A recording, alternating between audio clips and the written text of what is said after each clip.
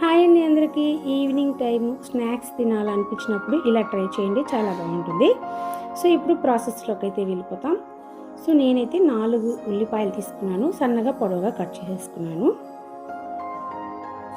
So చాలా టేస్టీగా ఉంటుంది.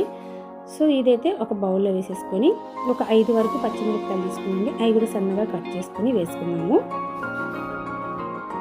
సో కొంచెం కరివేపాకు, ఒక కప్పు నిండా గోధుమ పిండి, తగినంత సాల్ట్ వేసుకొని వాటర్ వేసుకొని మనకి బోండా పిండిలాగా కలుపుకోవాలి.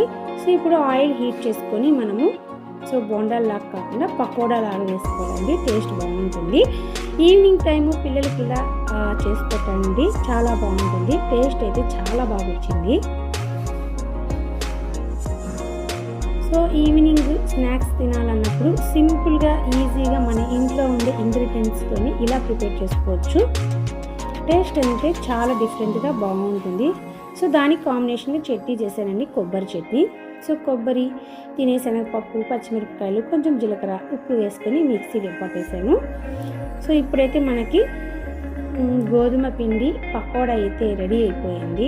దీనికి ఏం పేరు పెట్టాలనేది నాకైతే అర్థం కాలేదు, కానీ టేస్ట్ అయితే సూపర్గా వచ్చింది.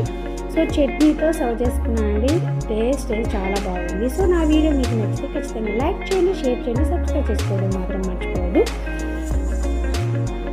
సో చట్నీ కాంబినేషన్ చాలా బాగుంది. సో ఇలా ఒకసారి ట్రై చేయండి. Thank you for watching. Bye.